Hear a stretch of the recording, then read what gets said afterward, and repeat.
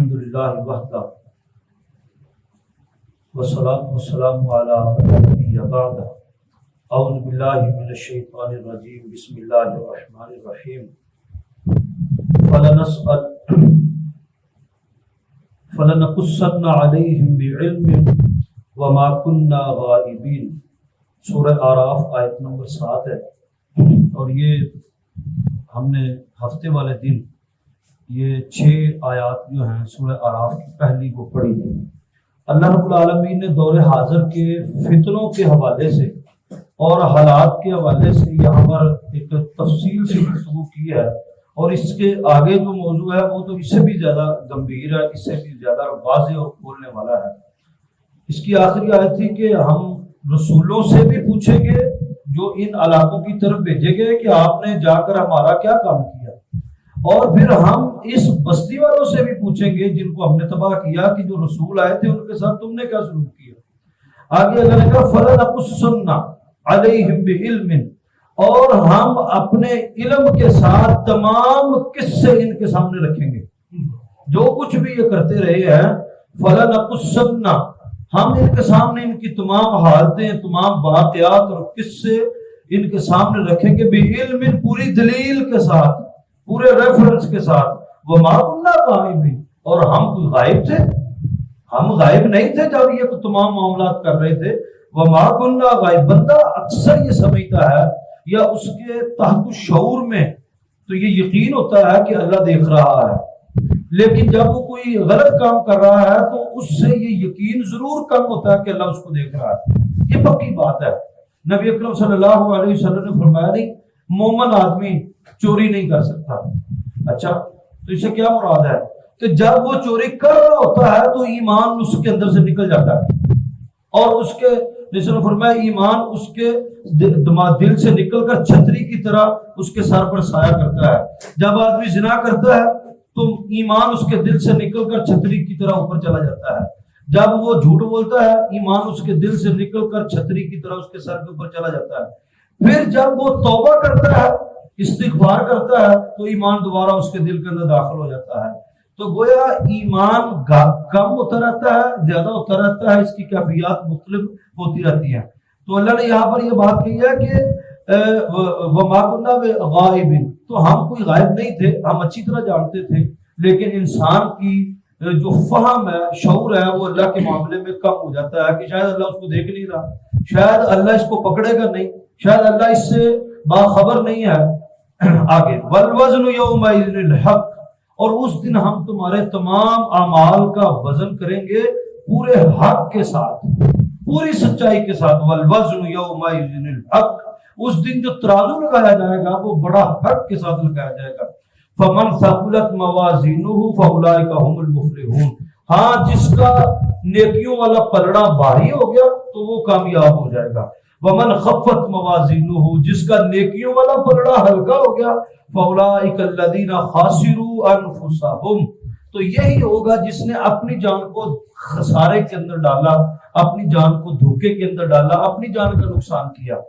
عبادت اگر تم کرتے ہو تو یہ بھی تمہاری جان کا فائدہ ہے، تمہارا فائدہ ہے، اور اگر نافرمانی کرتے ہو تو اپنی ہی جان کا نقصان ہے۔ دونوں حالتوں میں اللہ رب العالمین کا کچھ نہیں جاتا۔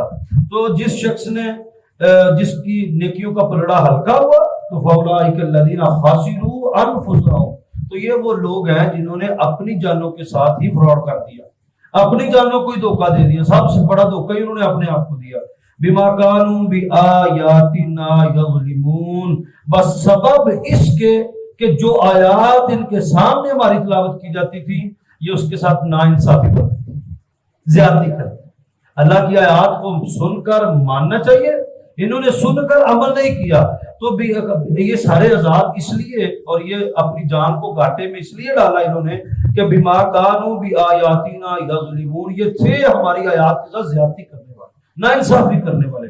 وَلَقَدْ مَكَّنَّاكُمْ فِي الْأَرْضِ، وَلَقَدْ، اور پس تحقیق، مَكَّنَّاكُمْ، ہم نے تمہیں رہنے کی جگہ دی، فِي الْأَرْضِ، زمین میں۔ زمین میں کسی کے پاس گھر ہے، مکان ہے، چلنے پھرنے کی جگہ ہے، ٹھکانہ ہے اٹھنے بیٹھنے کا، تو وَلَقَدْ مَكَّنَّاكُمْ فِي الْأَرْضِ، ہم نے زمین پر ٹھہرنے کے لیے تمہیں عزت کے ساتھ ایک جگہ دی۔ بندہ کسی کے گھر جا کر نہ کمفرٹیبل ہوتا ہے، نہ سکون سے سو سکتا ہے، نہ ذرا تھوڑا جہا لتا کھڑیاں کر کے بہ بھی سکتا، وہ ادب احترام میں لحاظ کے اندر۔ تو بعض دفعہ کوئی آدمی سفر سے آتا ہے تو کیوں تھکا ہوا آتا ہے، وہ ریلیکسیشن اس کو نہیں ملی جو گھر اپنی گھر میں ملتی ہے وہاں پر، اور جو کھل کر کھانا کھا سکتا ہے اپنے گھر میں وہ کہیں اور نہیں کھا سکتا۔ اور کوئی طلب کی چیز ہے جو اپنے گھر سے بیوی کو بچوں کو کہہ کر فوراً ہی منگوا سکتا ہے تو وہاں پر نہیں۔ بعض دفعہ ایسا ہوتا ہے کہ بندہ کسی ماڑے گھر میں گیا ہوتا ہے تو ڈرتا ہوا ٹیشو نہیں مانگتا، اس کے گھر میں تو ٹیشو ہوتا ہے لیکن وہ بیچارے ماڑے نے، اپنا سکا بھائی بھی ہو سکتا ہے، بہن بھی ہو سکتی، ان کو وہ تو ان ماڑے گھروں کے اندر مطلب اضافی چیزیں تو نہیں ہوتی سہولیات جو تھوڑا بہت کھانے پینے والے گھروں میں، تو بندہ ڈرتا ہوا ٹیشو بھی نہیں مانگتا بھی آپ صاف کریں چلو تو لینا اٹھ کے، حالانکہ وہ ٹیشو یوز کرنے کا عادی ہوتا ہے۔ تو اللہ نے یہاں پر ایک بڑی کمال بات کی ہے کہ وَلَقَدْ مَكَّنَّاكُمْ فِي الْأَرْضِ، جو رہنے کی، سونے اٹھنے بیٹھنے کی جو تمہارے اپنے گھر میں موج ہے اور وہ عزت ہے، وہ شرف ہے، وہ پھر کہیں اور نہیں ہے۔ تو وَلَقَدْ مَكَّنَّاكُمْ فِي الْأَرْضِ، ہم نے تمہیں زمین میں ٹھہرنے کے لیے جگہ دی، وَجَعَلْنَا لَكُمْ فِيهَا مَعَايِشَ، اور پھر ہم نے اسی زمین سے تمہارے لیے روزی روٹی کا بندوبست کیا، تمہاری معاش کا معاشی نظام، تمہاری اکانومی، یہ اس زمین سے پھر تمہیں تیری جاب اچھی ہے، نوکری اچھی ہے، کاروبار اچھا ہے، اور چار بندوں کے اندر عزت ہے، خاندان میں چار لوگوں کے اندر تیرا ہاتھ اونچا ہے، کیوں؟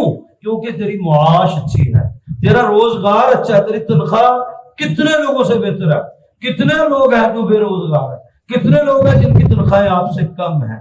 تو اللہ وَجَعَلْنَا لَكُمْ فِيهَا مَعَيِشَ، ایک ہم نے تمہیں رہنے کی جگہ دی، پھر ہم نے تمہیں اس زمین سے تمہارا معاش، تمہاری روزی روٹی بھی درست کی۔ قلیلاً، اس سب کے باوجود کم ہی لوگ ہیں جو قلیلاً ما تشکرون، جو شکر ادا کرنے والے ہیں، کم ہیں۔ پھر گلے شکوے، مر گئے رڑ گئے، جو بے روزگار ہے ان کو بھی دیکھو، تمہیں تو اللہ نے پھر بھی روزگار لگایا ہوا ہے، تو نہیں، اللہ کا شکر ادا کرنا ہمیشہ سے۔ وَلَقَدْ خَلَقْنَاكُمْ، آگے اللہ نے پھر اپنی کمال قدرت کا تذکرہ کیا اور احسان کا۔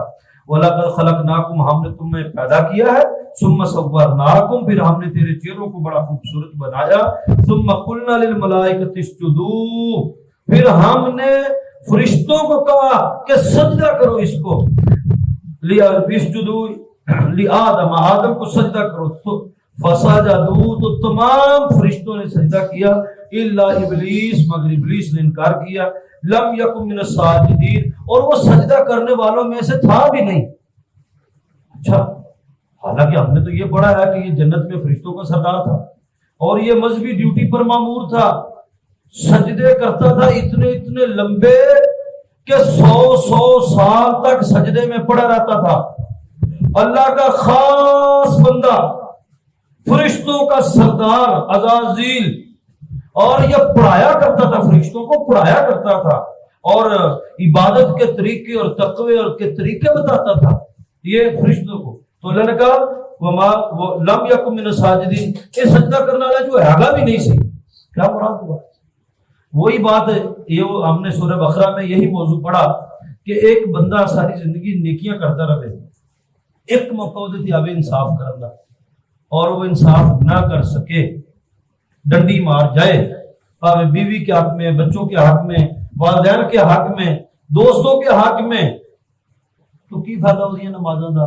کیوں نمازاں پڑھ رہے ہیں، عبادتیں کر رہے ہیں، لیکن جنہوں نے ازمائش آئی ڈنڈی مار گیا، وہ عبادتیں کر رہا ہے، زکات کا ویلا یا زکات ہی نہیں ہوتی، تو یہ تھا ہی نہیں عبادت گزار، یہ دھوکھا سی سب، یہ سب دھوکھا سی۔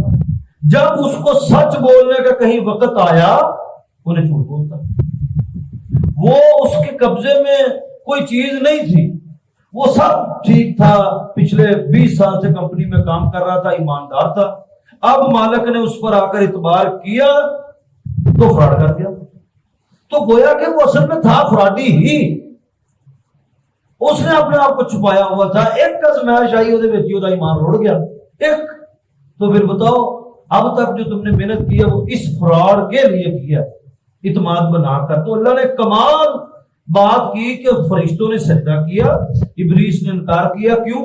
لم یکن من الساجدین، وہ ہے بھی نہیں سی سجدہ کرنے والا، یہ سب وہ ڈھونگ سی، فراڈ سی، جھوٹ جھوٹ تھا سب، دکھاوا تھا سب. تو لم یکن من الساجدین، اور وہ سجدہ کرنے والوں میں سے بھی نہیں تھا. اب دیکھیں ما منعک، اللہ نے جب اس کو پوچھا کہ کی وجہ ما منعک اللہ تسجد، تیرو کیڑی چیز نے روکیا ہے کہ تو سجدہ نہ کریں، جبکہ اذ امرتک، میں نے تمہیں حکم دیا سجدہ کرنے کا. تینوں میرے تو ود کیڑی چیز روک لی؟ میرے حکم سے بڑھ کر آخر کیا چیز ہے جو تجھے روک رہی ہے سجدہ کرنے سے؟ قال انا خیر منہ، اس نے کہا میں بہتر ہوں اس سے، کیونکہ آدم علیہ السلام کو اللہ نے سب کے سامنے تخلیق کیا، کہتے پرسوں بنیا اجے سادے پہلو تخلیق کیتا تے اینو سجدہ کر دیے، میں ہزاروں سالوں سے ہی باتیں کر رہا ہوں. یہ دلیل ہے. تو قال انا خیر منہ، میں اس سے بہتر ہوں. خلقتنی من نار وخلقتہ من طین، تو نے مجھے آگ سے پیدا کیا اور اس کو مٹی سے پیدا کیا ہے. اچھا یہ موضوع بہت لمبا ہے، کھلے گا، لیکن یہاں پر ایک بات کرتا ہوں. یہ کیا وجہ ہوئی کہ فیصل آباد میں ایک عورت نے دعوی نبوت ہی کر دیا، جبکہ قرآن اس کے سامنے ہے، آیات وہ پڑھ رہی ہے، رسول صلی اللہ علیہ وسلم پر ایمان لا رہی ہے، اور اللہ کی بھی گواہی دے رہی ہے، محمد صلی اللہ علیہ وسلم کے رسول ہونے کی بھی گواہی دے رہی ہے. اصل میں ہم اکثر اپنے معاملات سے شیطان کو نکال دیتے ہیں. شیطان کو کبھی بھی اپنی زندگی سے مائنس نہ کیجیے، یہ جانیے کہ وہ آپ کے اوپر ہر وقت موجود ہے، ہر وقت آپ کو گمراہ کرنے. شیطان نے اس کے پیچھے کتنی محنت کی ہوگی، آخر اس نے پچھلے 7-8 سال سے اس نے کہا کہ جیسی دنیا چھاڑ دیتی ہے، ہمیں وہ جس بیڈ سے بیٹھی 1.5 لاکھ کا جو بیٹھی ہے تو دنیا کا نہیں چھاڑ دیتی، لیکن آخر وہ کچھ نے کچھ کوئی ریاضت کی ہوگی، کوئی تقوی اختیار کیے ہوگے اپنے تائیں، تو اب اس نے نبوت کا دعویٰ کر دیا. جو شیطان نے بھی تقوی اختیار کیے لمبا عرصہ تک، تو بالآخر اس نے رحمان کے مد مقابل آ کر کھڑا ہوا. یہ جو ساری چیزیں ہوتی ہیں نا، اصل میں عالم عابد سے 1000 گنا بہتر ہے. نبی اکرم صلی اللہ علیہ وسلم نے فرمایا تم میں سے عالم کی مثال، اہل علم کی مثال، علماء کی مثال ایسی ہے جیسی ستاروں کے اندر چاند کی مثال ہے، چاند کی. اور یہی وجہ ہے کہ ایک عالم کا ساری رات سونا اور ایک عابد عبادت کرنے والا اس کا ساری رات نفل پڑھنا اس کے سونے کا مقابلہ نہیں کر سکتا. اس کا سونا پھر بھی افضل، کیونکہ عالم نے عبادت بھی شریعت کے مطابق کرنی ہے، تے عابد نے سن سنا کے کرنی ہے، پاویں وہ بدعت ہو جاوے، پاویں وہ شرک ہو جاوے. وہ دے نزدیک شرک بھی توحید ہے، بدعت بھی سنت ہے، وہ دے نزدیک سب کچھ ہے. وہ دیکھیں نا، پرسوں چوتھے بات سنا تھا فیس بک پر جی، وہ ایک بندے کو قبر سے اٹھایا گیا کہ من ربو کا، تو اس نے کہا کہ میں پیر عبد القادر جیلانی دا توبی. اللہ نے کہا من ربو کا، تو میں پیر عبد القادر جیلانی دا توبی. ما دینو کا، کہ میں پیر عبد القادر جیلانی دا توبی، وغیرہ وغیرہ کئی لمبی بحثیں یہ وہ، اور فرشتوں کو کہانی میں ڈالے رکھا. اور پھر عبد القادر جیلانی صاحب خود آگے اور انہوں نے کہا جی ہاں تسی میرے مریض نو تنگ کیوں کرتے پے ہو، یہ تے وہ، اور جو کڑا دیتا اتوں انہوں نے چلو نکلو. جدوں اللہ نے آخیا جی آدم نو سجدہ کرو کہ ادو تسی کیوں پوچھیا تے چلو اتوں نکل جو، کوئی حساب نہیں وغیرہ وغیرہ، اور قیامت تک میرے کسی مریض. اب یہ اس کے دماغ میں کس نے بات ڈالی اور کنے آ کے دسیا ابھی قبر کیا ہویا؟ انسان اصل میں اپنی عبادت پر اتنا ناز کر بیٹھتا ہے کہ وہ سمجھتا ہے کہ اللہ دی شریعت اب میرے لیے کوئی حدود نہیں ہے، میری اختیار کردہ نیکی ہی نیکی ہے اور میری اختیار کردہ گناہ گناہ ہے. جبکہ نیکی اور برائی، عبادت اور بدعت اور شرک اور توحید کا پیمانہ اللہ کی کتاب اور نبی اکرم صلی اللہ علیہ وسلم کی سنت ہے. یہ ہو سکتا ہے کہ فرشتوں کو اللہ نے ایک ڈیوٹی پر مامور کیا ہو اور وہ روک جان، وہ بعد آ. اچھا یہ انہیں فرشتے گل مننے والے تو موت کیوں ہوتی ہے؟ روک لے موت آنے سے، روتی دنیا اتنی ترس نہیں آتا. اس وقت ترس پیر صاحب کا کہاں گیا ہوتا ہے کہ بچوں کے سامنے ان کی ماں کو لے گیا فرشتہ اور اس کو دوبارہ زندہ نہیں کر سکے. ہاں قبر چونکہ کسی نے دیکھی نہیں آتی تھے، کہانیاں کاٹ لو. یہ سب یہ کبھی بھی اپنے سے اور اپنی عقل سے شیطان کو دور نہ کریں. جتنے بھی اس سے پہلے ان الحق منصور نے تو رابوں نے کا دعویٰ کر دیا کہ اللہ نے کہا ہے کہ اللہ شاہراگ سے بھی زیادہ قریب ہے، اللہ نے کوئی چیز دنیا میں بیکار پیدا نہیں کی، تو میری کوئی نہ کوئی والیو ہے اور میری شاہراگ سے بھی زیادہ قریب ہے اللہ، تو کسی نہ کسی درجے میں تو میں اللہ ہی ہوں۔ یہ جب انسان گمراہ ہوتا ہے تو علم ایک بہت، اللہ نے قرآن مجید میں کہا ہے کہ هل يستوي الذين يعلمون والذين لا يعلمون، کیا علم والے اور بغیر علم والے برابر ہو سکتے ہیں؟ علم والا عالم دین اور ایک آدمی برابر ہو سکتا ہے؟ نہیں ہو سکتا، برابر کبھی بھی نہیں ہو سکتا۔